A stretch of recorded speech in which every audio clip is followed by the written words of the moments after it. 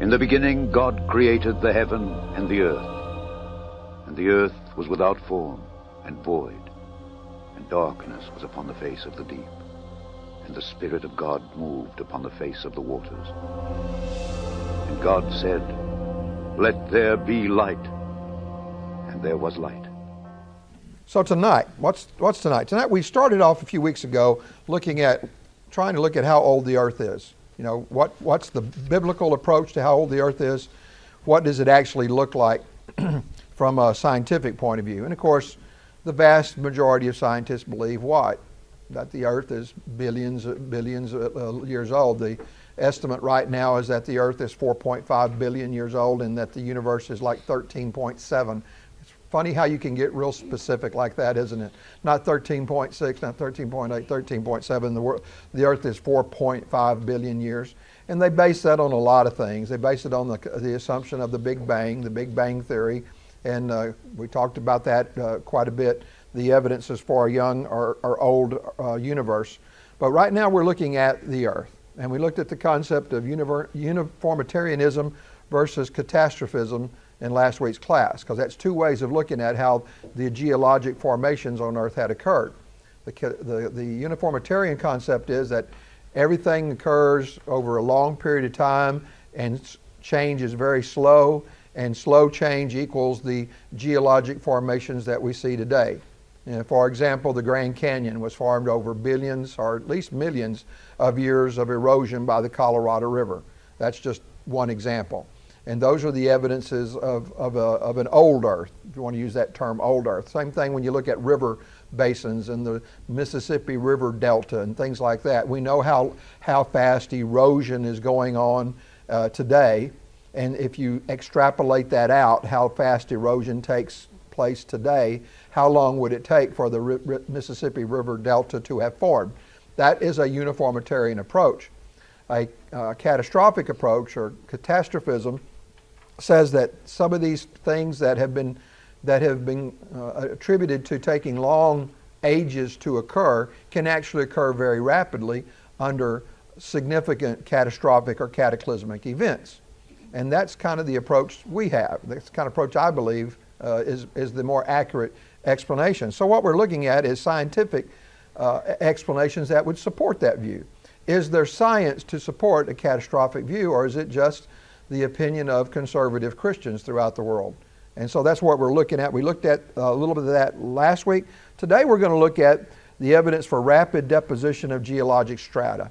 And we don't have time to go in great detail on this. So some of this will be hit pretty quickly.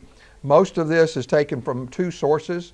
I took some of this from Dr. John Morris's book, Young Earth, which is a very, very good book. And then some of this comes from Dr. Hodges, who's actually out of Florida College, who wrote a book, Evolution versus Creation. Very good book. He's compiled it. It's not so much in a narrative form, but there's a lot of data in that book. And he has a lot of data to support evidence for a rapid deposition of geologic strata. And so those are my two main sources that I've taken tonight. So let's look at some geologic strata, which in the past has been said to have taken millions and millions of years to occur, and yet there's evidence that it's much more rapid than that. And the first thing we're going to look at is something relatively simple, because I need to keep it simple for myself. And that's surface features. When you look at surface features, what would explain the slow formation of surface features? This, by definition, almost says they can't occur slow. What are we talking about there? Well, you look at fossils, look at footprints of animals. How can it take a footprint of an animal millions of years to form? I mean, it doesn't make sense, does it? If I see the track of a dinosaur, and I say, well, that takes, and it's in rock. I've been to the Biloxi riverbed. Some of you have too. I've seen those river tracks, and they're in rock, okay? That's what the rock is now. It wasn't rock when it was formed, but when the track was formed, but it's rock now. So can that have occurred over a long period of time? Wouldn't make sense if it did. The dinosaur would have to be sitting there, over millions and millions of years. No, of course not. But not only that, but like we point out too, ripple marks. You can see ripple marks. What are ripple marks? Well, ripple marks are what you see when you go to the beach. Or you go to a riverbed and you see the ripple, the sand, the little ripple marks. Well, they have found fossils of ripple marks. They've even found fossils of raindrops. The raindrops hit the soil. They make sort of kind of a little bit of a bubble, and that forms into a geologic formation that is a fossil. And so these are things that we see, and they aren't explained by massive periods of time. These would have to occur fairly quickly. And there's many examples, but again, I point to the example that I've been to before, and you've seen these formations before, and that's in Glen Rose, Texas, where the reason I went there was because supposedly there were human tracks alongside of these dinosaur footprints. Unfortunately, you can't get to where those human prints are. Those are on private property. The park that you can go to, and there's a dinosaur park there if you've been there, because there's dinosaurs that roam there for sure.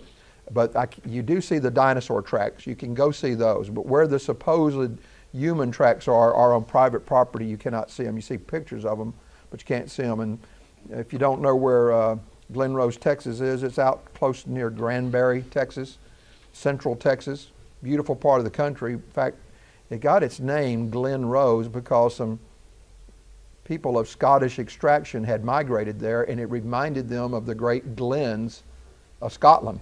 If you've been to Scotland before, and it sort of looks that way. It's a beautiful area. But those are the dinosaur tracks there.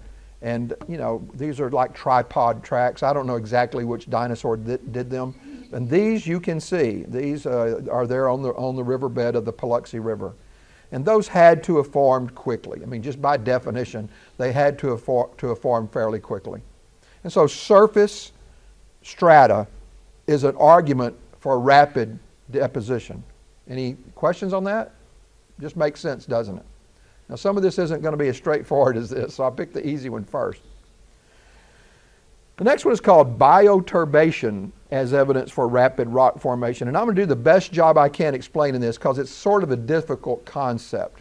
But when something catastrophic occurs, and we're going to talk about this in a second, John Morris points to the great hurricane of 1961. Anybody, for extra points, remember the name of that hurricane? Carla, yeah. Cleveland, Ohio? Texas. Oh, Texas. So we got some of that stuff. You got some of it. Well, I was in Pasadena, Texas, and we got a lot of that stuff. It was, I can remember it very vividly. But what happened in Hurricane Carla is a lot of that debris that occurred during Hurricane Carla got pushed offshore. And what happens is when that debris gets pushed offshore, then insects and fish and all kind of animals start digesting some of that debris, and the debris changes, and it changes fairly rapidly. In the past, though, geologists would say it takes millions of years for those changes to occur, for that bioturbation to occur after this event. And so, like I say, he gives the example of Hurricane Carla. Hurricane Carla had winds of 170 miles per hour. I can't remember a hurricane with that kind of winds coming from Houston since 1961. Even with Rita, we didn't have those kind of winds. So it was a pretty devastating hurricane, and it caused their $2.3 billion in today's money, and certain number of deaths as well. But the scientists studied this. They studied this debris field that occurred out in the Gulf as a result of this. And what they found was life at the surface of this bed, both onshore and off, had destroyed internal characteristics that had been formed by these catastrophic processes. That's bioturbation. If you would compare this layer of structure to the other rock layers throughout the world, there was great similarity. So the point is, that only took 20 years, not millions of years. And that's my best explanation for that. According to geologists, this bioturbation effect should have been something that took a very long time to occur, and yet it occurred only 20 years, after Hurricane Carla. And so this was less than the time for bioturbation to destroy sedimentary structures within the lower zone, and Dr. Morris concludes a relatively short time for the entire sequence. So that's another strata that would seem from uniformitarianism to take a long time to occur, but really didn't take a long time to occur. And we have an evidence for that. Here's another one that I hadn't ever thought about. but this is in, I believe, Dr. Morris's book as well. And that is, when you look at rock strata, you see almost no soil. It's always rock on top of rock. You ever thought about that? You know, if you go to the Grand Canyon and you look at the Grand Canyon, you see one rock layer on top of another rock layer. Where's the soil? There should have been soil somewhere at some point. We aren't living on top of rocks most of the time. You know, in the way the world is today, there's soil, or else we couldn't plant crops and grow food sources. So when these deposits occurred, when these formations occurred, where did the soil go? There's almost a complete lack of soil layers in the geologic column. Now this would be consistent with a young Earth, but it's not consistent with a real old Earth. You should be seeing soil in these deposits, and you just don't. When land submerges beneath the sea, some of the soil should be covered by the ensuing sedimentation, yet we don't see this commonly in the geologic column. This argues against the geologic column taking millions and millions of years to occur. But it would make sense from a catastrophic point of view. Almost always, the geologic column is one of rocks. And bottom line is, geologists have no good reason for this. They have no good explanation, and they have no good reason as to explain where all this soil is and what happened to it. But you would need to have that, would you not? And yet it's not there. Now, this is also one that you can see on the Grand Canyon, and this gets a little bit technical as well. But the other thing that you see in the geologic column that's probably, like I say, best demonstrated in the Grand Canyon is usually when you see sedimentation and you see rock layers, you see a very abrupt change from one rock layer to the other. He calls it a knife edge appearance. So when you look at these, and I think there's a picture in here in a minute that we're going to see that. That's not what you would expect if it took millions of years for these processes to occur. For one reason, the one layer on top of the other would eventually erode that bottom layer. It wouldn't be a real nice cut, like it was just laid right on top of it instantly. That's not what it would look like if it took a very long time to occur. And he says that you can see this in the Grand Canyon where the Hermit Shale lies below the whitish Coconino sandstone. See if we got a picture of that. That's not a great picture because it's too far away. But if you look at Dr. Morris's book, you can see, and I don't have a way of pointing it, but you see that line that goes at the very top, right here in your picture? That's an abrupt change from one sedimentation layer to the other. One you have shale, and the other you have sandstone. Now, I'm not going to get into geology, but there's basically 3 different types of rocks, and some of you geologists can probably tear me up on this one. But you know, most rock is really a composition of other rocks. Like sandstone is not rock itself; it's sand. Shale's the same way. Now, granite's a formed rock. It didn't come from other rocks. But in this case, you have 2 sedimentation layers. You have shale and you have sandstone, and there's this abrupt change from one to the other. That's not what you would expect, this knife-like edge, according to Dr. Morris, who is a geologist. He's a creationist, but he's a geologist as well, a PhD-trained geologist. That's not what you would necessarily expect if it took millions of years to occur. And this is maybe a little bit better picture. Do you see that one at the bottom? See the formation there at the bottom? You've got I think that's the Hermit Shale on the bottom, and then you got the sandstone on top. And you got this real fine, almost knife-like appearance where one starts and the other, one stops, one starts. And again, that's the Hermit Shale and the Coconino sandstone. That's another topic. Where did the Coconino sandstone come from? Well, sandstone, you're going to have sand. You're going to have lots of it. And you're going to have it coming from somewhere. And you're going to have it coming pretty quickly from somewhere. It's going to take a catastrophic event to do that. That doesn't take place over millions and millions of years. That's a different subject. But that's another argument for these deposits being able to be laid down pretty quickly. I'm not saying in days necessarily, but not in millions and millions of years. The point is, the existence of the sharp knife edge contact between the two formations argues against the passage of long periods of time between their depositions. This comes from Dr. John Morris.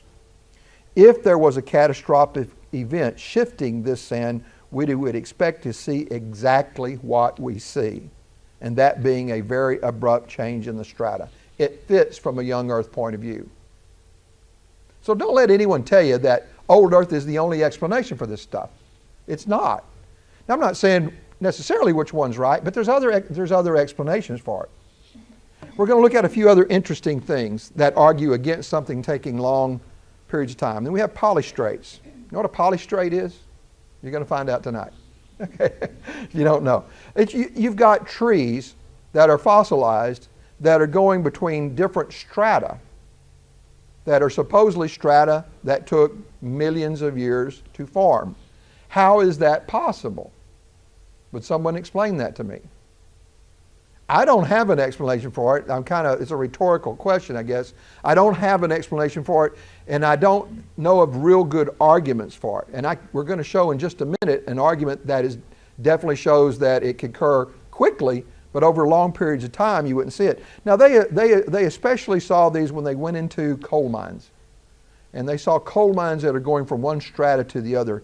And they called these things kettles. And if you want to study coal mines, you can study about kettles.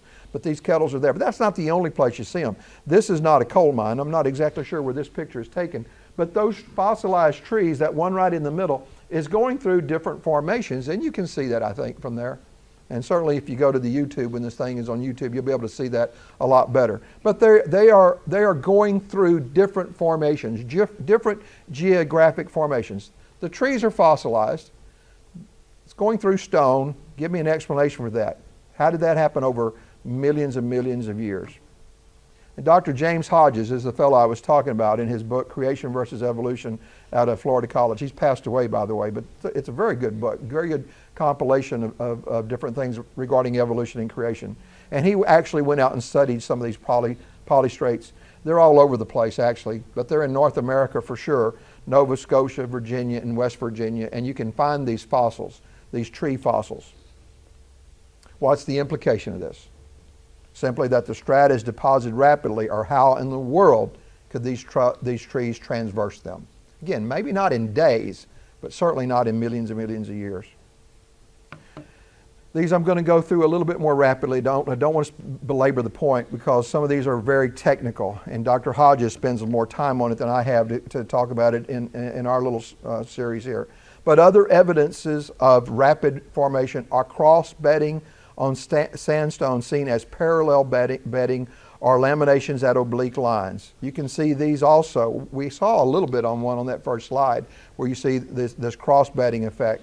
You know, where did all these cross-bedding things occur if they occurred took millions and millions of years to occur? And again, he picks out the Coconino Formation in the Grand Canyon as an example of this. So cross-bedding on sandstone is an example of something that took a shorter period of time than millions and millions of years. Cyclothems. Cyclothems are repeated cycles of similar sequences. So you got sandstone on top of sandstone, then you might have shell, then you have more sandstone. They call these cyclothems, and they're repeated cycles of similar sequences or strata, and they are extending vertically. Why do you have it that way? Why would you have sandstone on top of more sandstone on top of more sandstone if all this took millions and millions of years? There's no good explanation for that. These are called cyclothems. That's sort of a picture of it, not a real, it's a schematic picture, and again, you're not going to be able to see that, but it sort of shows these different sand shell, sandstone, graystone, and they're kind of all mixed together, but you have some very similar on top of each other. They don't make sense from a long period of time point of view. Upright fossils that occur in Germany, Alaska, Pennsylvania, Great Britain, and other places. Upright strata that go this way instead of this way, okay? How does that happen? Slowly, okay, over millions of years of time. Think about it. You can see how something catastrophic could do that, but how would that be able to be done over millions and million years of time? So upright fossils, and they're everywhere as well, both in North America and Europe as well.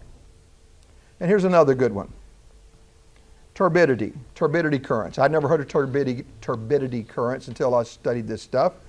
But one way of looking at turbidity currents is, they're basically huge avalanches that occur in the water and that occur in the ocean.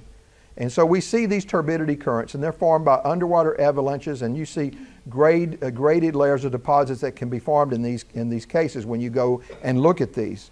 Now, the uniformitarian would say these take millions and million years to occur and to see these sedimentation rates. Dr. Hodges says, again, that it was previously felt that these layers of stony conglomerates with cross-bedded sandstone on top, which in turn is topped off with siltstone, took years to occur. And someone even gave it at 1,000 years per 1 vertical foot of shell. That was the formation rate, supposedly.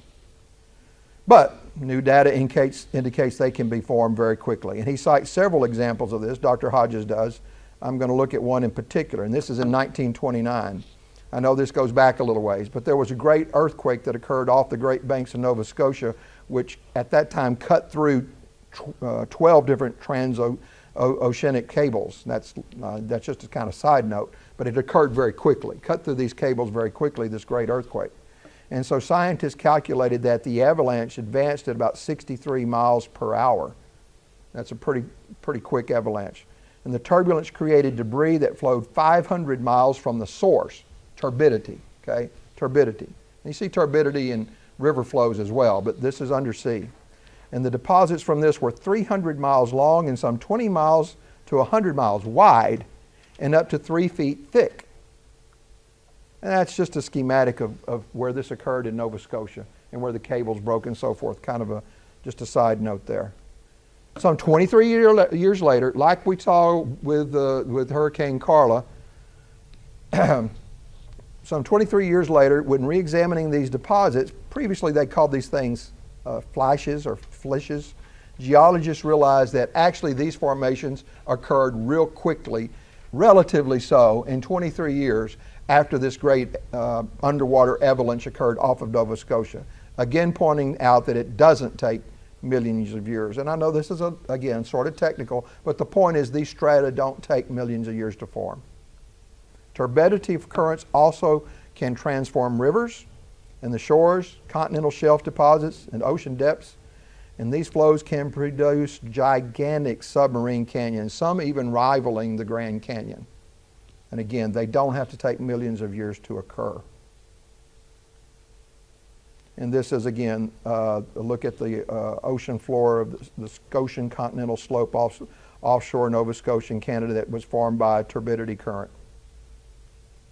So, Harold Kaufman says, and he's a geologist from years gone by, turbidity currents with the resulting turbidities have forced a major change in the interpretation of many sediments from slow, gradual accumulations to sudden, almost instantaneous depositions after studying especially this turbidity current that occurred off of Nova Scotia. And so turbidity deposits are found all over the globe and from all supposed geologic periods. That's what's interesting too. You see these evidences of turbidity occurrences through all the geologic layers, from the Cambrian to the Pleistocene. A worldwide flood would explain it. Worldwide flood would provide optimum conditions for large mudslides, particularly in the recessive stages as ocean basins settled and mountain ranges arose. And we're going to spend, like I said, a couple of weeks talking about the flood. But I don't know, when I'm a little boy and I'm reading about the flood and being taught about the flood in the Bible, and you read 40 days and 40 nights of rain. Yeah, that sounds bad, but it don't sound horrible, doesn't it? It's just going to rain 40 days and 40 nights. We've had days where it's rained 2 or 3 days in a row, 4 or 5 days in a row. I remember, Alicia, tropical storm Alicia, that dumped tons of water here. But we never had anything that lasted 40 days and 40 nights. But the flood was much, much, much, much more than just rain coming down for 40 days and 40 nights. The Bible says that the heavens opened up. So the concept that there was a small amount of rain or some rain at all coming for 40, and you're talking about worldwide. Not talking about in Houston, Texas, or even Texas itself. We're talking about the entire globe. And on top of that, what else did you have with the flood?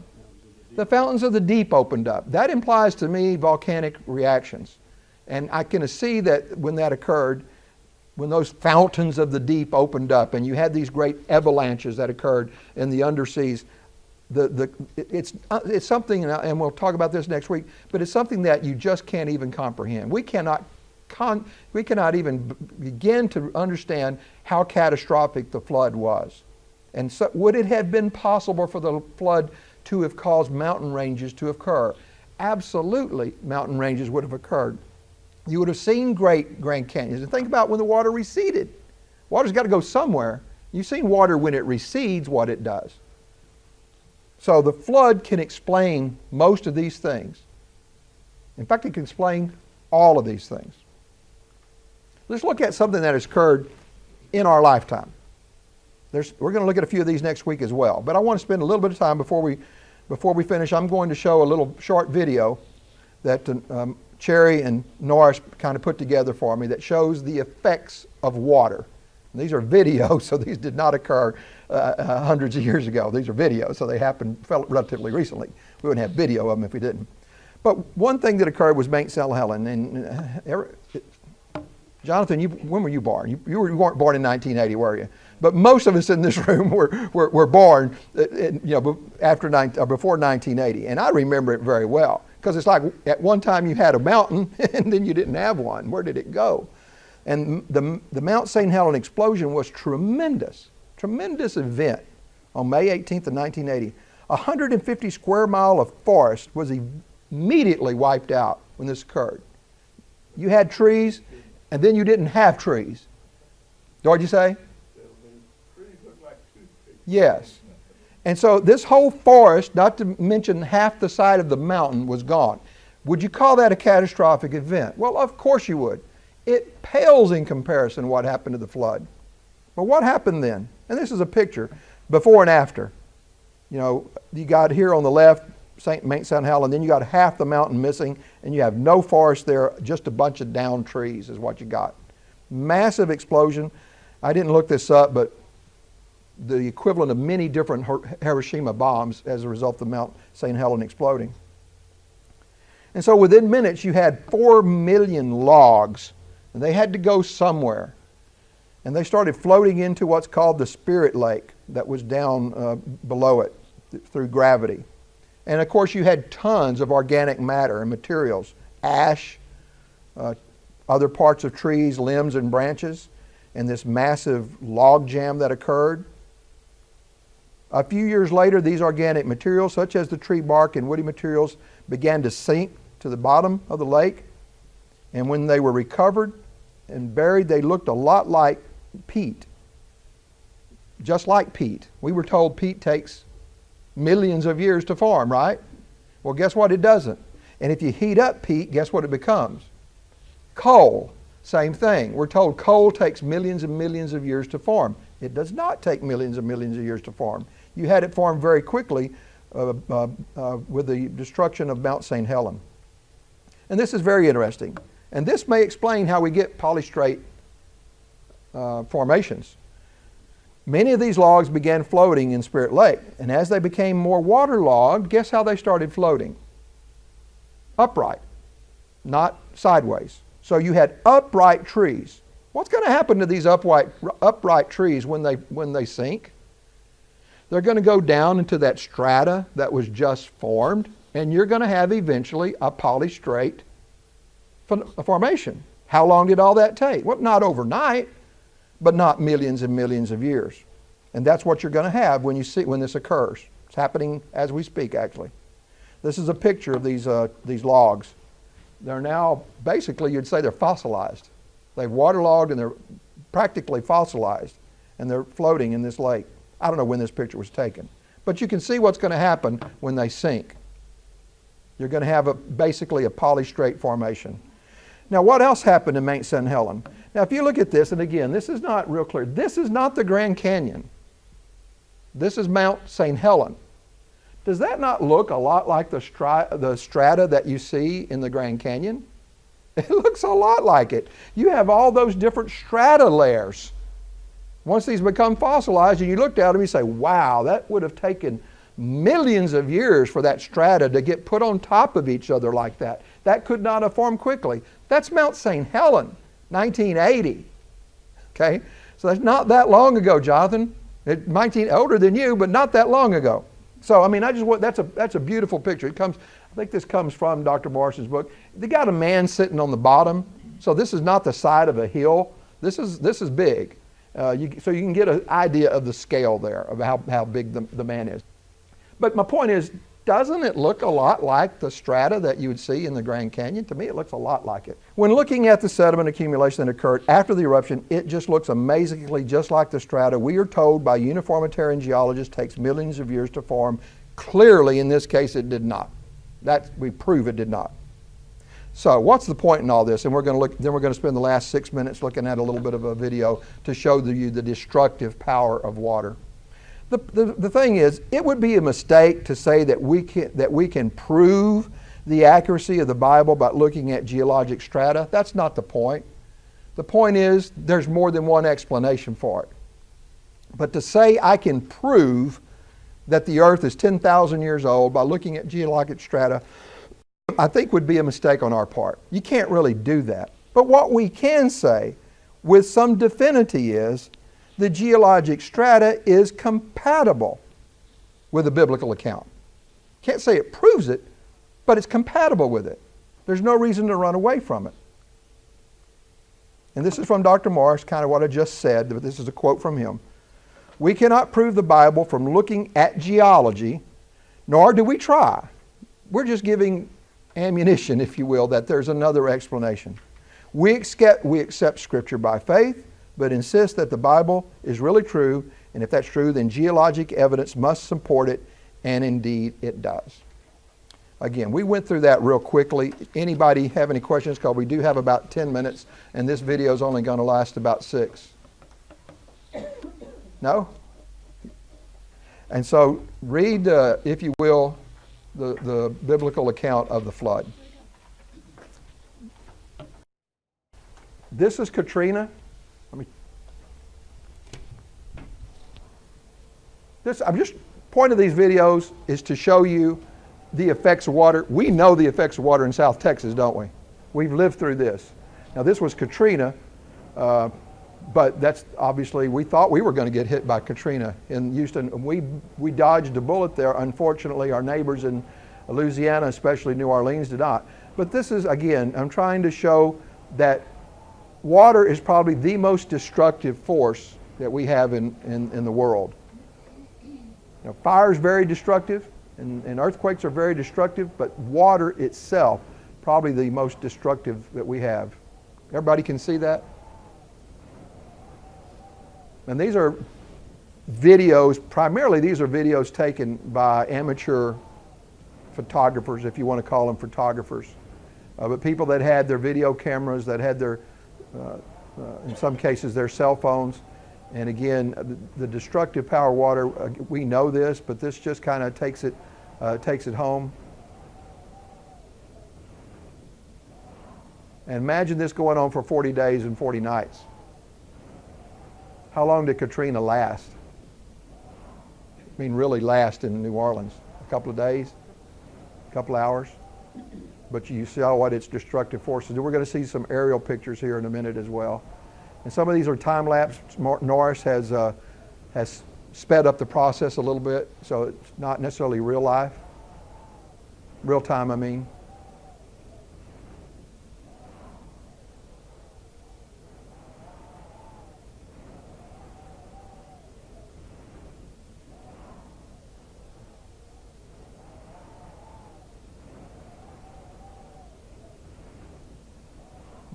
Water has the ability to move very heavy objects. One argument that uniformitarians has is it takes a long time, maybe glacial time, to move a boulder that weighs several tons. Well, it don't either. These things can be moved around very quickly with just the force of water. Now, we're looking at cars being moved here, and we're looking at furniture being moved here. Again, this is time lapse a little bit.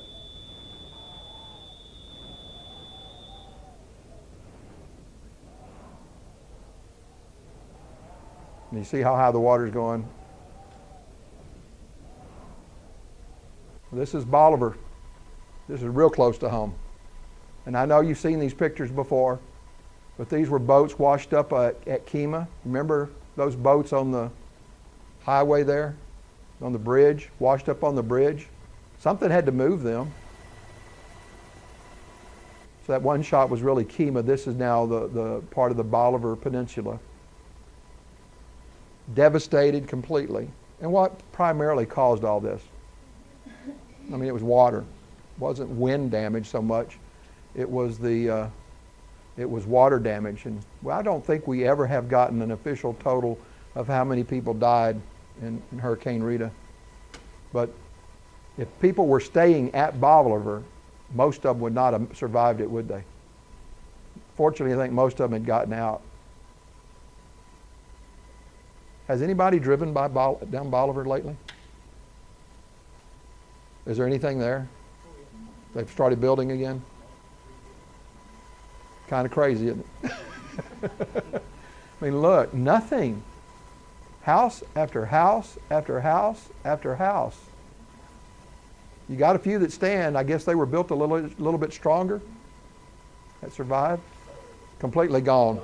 And you wonder where all that went. Piled up somewhere. So that's Bolivar. That's very, very graphic. Again, my whole point in this is people that say how much damage can water do, and think of 40 days and 40 nights of it, and think of not only water coming from the sky, but water coming from the fountains of the deep, and then all the other things. This is a big storm that was off of in the UK and Ireland. And again, Cherry found this, and you just see how massive these waves were coming in. This wasn't you wouldn't call this a hurricane. They call it a winter storm. It's a bad winter storm. And look what it did to the railroad track. It ate away the foundation, and you got railroad track just sort of sitting there.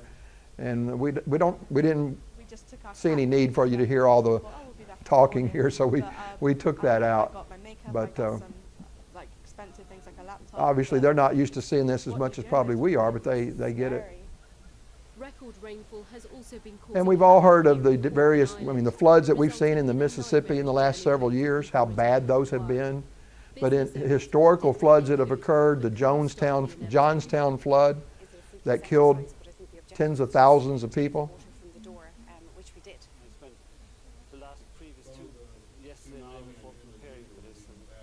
We're going to show it. We got that we saved that for the last. The tsunami of Indonesia. There's a before and after picture. I think that's before. This is the tsunami and what it looked like after. Before and after. The tsunami, you hear different stories, and I think this is the Japan tsunami, excuse me, not the Indonesian. The other picture might have been Indonesia, but this is how fast this water was moving, to get to your point there, Joel. It's timed. It's not quite that fast, but you kind of get the picture. And one of them, you see cars driving here. There are people driving on these streets, and they see this coming. I don't know what happened to those people. That's water. Okay, it's water from an underground earthquake. Look at the ship going down there. You remember these pictures. So the tsunami of Indonesia, I believe, killed upwards to 200,000 people. Some estimate as high as 223,000. This is an interesting picture. These people are driving down the road. Here comes the water.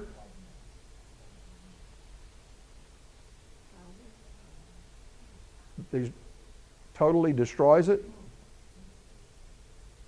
And you see houses, and you see cars, and these things weigh tons, and they're being moved by water. So the idea of huge boat, and then it shows it receding here in a minute.